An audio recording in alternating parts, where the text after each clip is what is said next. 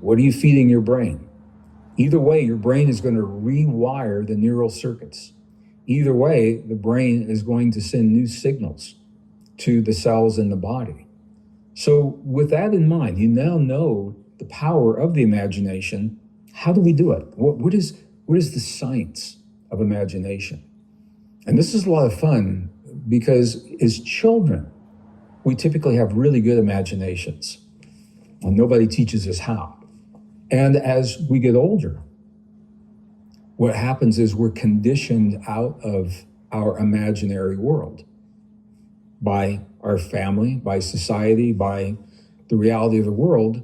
We're conditioned out of this imaginal sense. Now, I'm going to go into the techniques of imagination, but before I do it, I want to honor you by addressing a concern that I hear all the time. I've heard people say to me, Gregg, don't talk about things like good and evil. Gregg, don't talk about imagining these things, because if you imagine them, you're going to make them come true. I want to share with you why that's not true. I don't want you to be afraid to imagine. The human brain and the human mind, the mind is the operating system for the brain. We're the only form of life that can simulate all possibilities up here.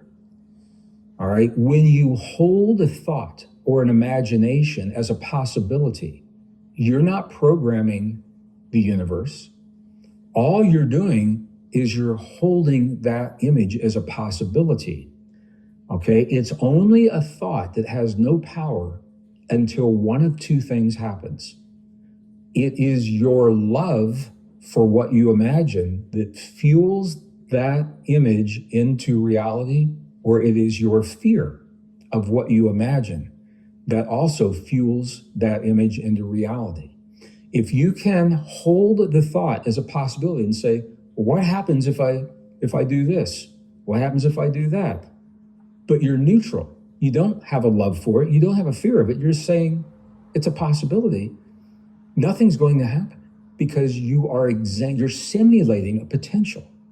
It's only your love or your fear of doing this, okay? And this is very powerful because I run into people all the time. They come to me at the events and they're afraid to think and imagine because they don't want it to come true in their lives, all right? I hope that makes sense. So the science of imagination, let's go through this quickly and then let's have a little experience together here. Two things, generalized imagination and what is called dimensional imagination. Let's talk about generalized imagination first. What science tells us is that our brain visualization uses what's called short-term memory, all right? Visualization has very limited brain resources. We don't use a lot of our brain. It's in the visual cortex. So typically, you and I typically can remember between 5 and 9 pieces of information easily in our brain, depending on how complex it is. Let me give you an example. All right, look at your screen, and I'm going to show you one sphere.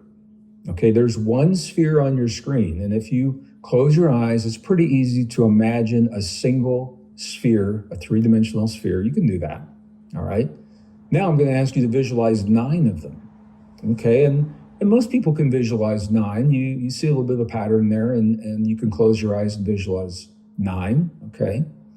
Now, once again, the science is telling us 5 to 9 is about the limit for easy short-term visualization. What if I ask you to visualize 18 of those spheres? It's a little bit harder. And what if I invite you to double that? Now I'm 36 spheres. How easy is it to do that? And you see it's much more difficult to hold the image of 36 spheres. I mean, you have to go through and like count them or do some mathematics. But between 1 and 5, it was pretty easy. All right, so I'm giving you this as an example of why your most effective imagination is going to be with fewer components in the imagination. All right, here's why that's important. You want to visualize a healthy body. You don't want to start at the bottom of your big toe and visualize every joint in your toe and then go up through your ankle and then go up through, your calves or knee. because there's so much information there, there's another way to do it. It's a challenge to hold large amounts of complex information in an imaginative state, all right? But here's what we can do very effectively and very easily. You don't need to imagine all that complexity. There's a principle that is called implied continuity. Now, it sounds complex. It's really easy, really easy. Science uses big words for very simple concepts. What you're seeing on your screen is a leaf, okay? It's one leaf. But when we see a leaf, it's very easy for us to attach that leaf to an entire branch of a tree. That's implied continuity. We automatically assume that that leaf is part of something bigger. So look at the leaf on your screen, look at where it is, all right? It doesn't move, now it's simply part of a bigger system, all right? That's implied continuity. Same thing happens in generalized imagination. When you're looking at the human body, again, we are so complex, we've got so many pieces, you don't want to go through necessarily and visualize, every rib and every organ and every system. And there are meditations that will do that, and they can be effective and they can be fun.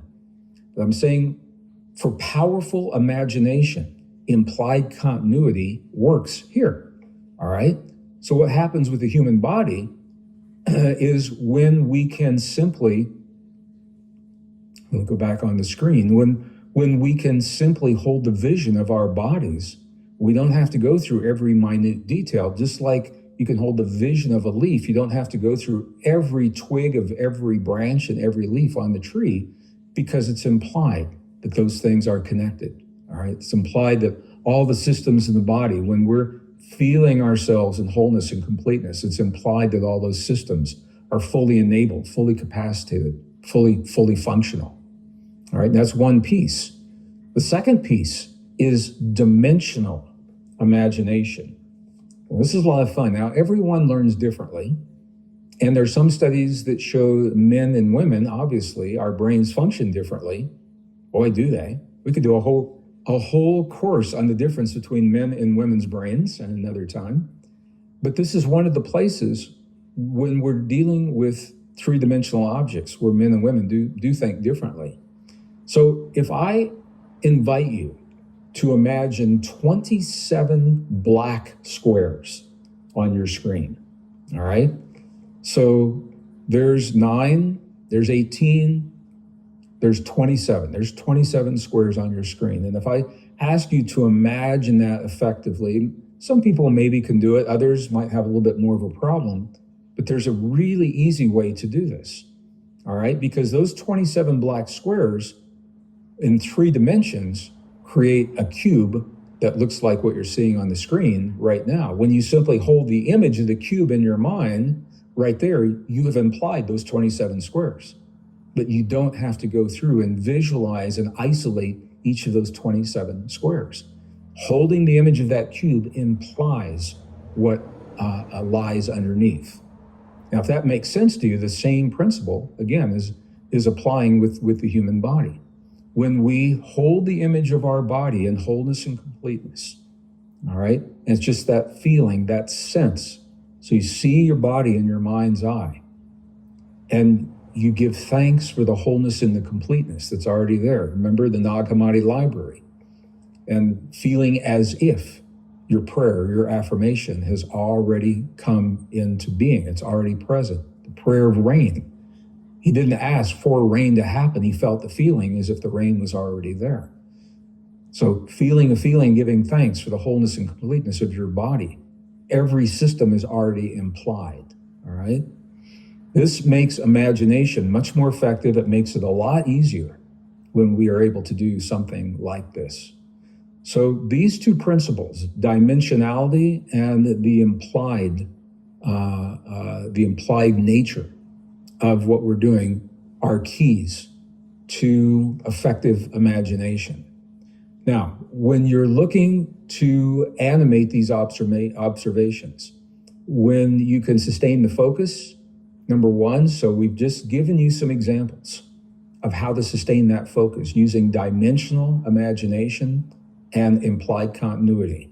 Okay, both of those will help you with sustained focus.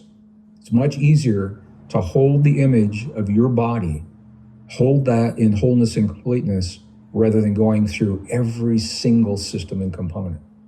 Now, the key to the powerful key to this form of imagination now is to elevate your emotion, your love for what it is that you're imagining in your mind.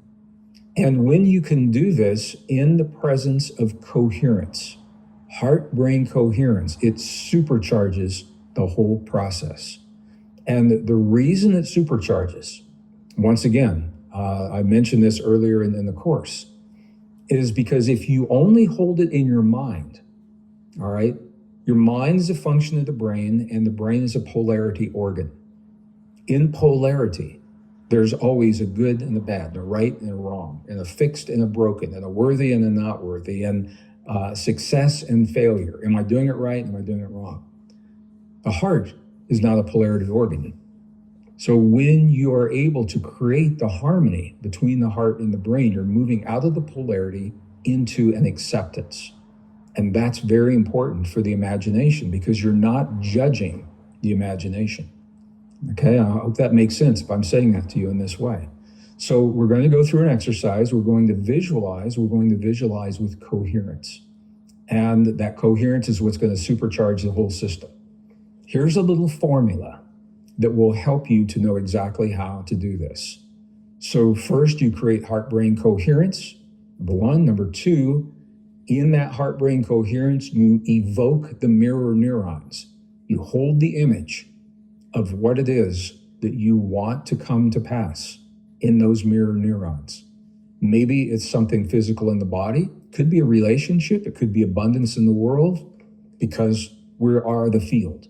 Whatever it is that you're feeling, you've already given it to the field, okay? So it's not like you have to create it here and send it out there. You are the field. When you create it, it's in the field.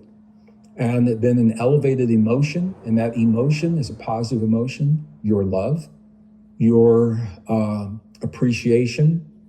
What the scientists have found is that words mean different things to different people, obviously, based on our personal experiences. And that gratitude is almost universal for everyone to help elevate the emotion. Love means different things to different people. Compassion means different things to different people, but gratitude pretty much works across all languages. So I'm going to invite you to elevate your emotion through gratitude.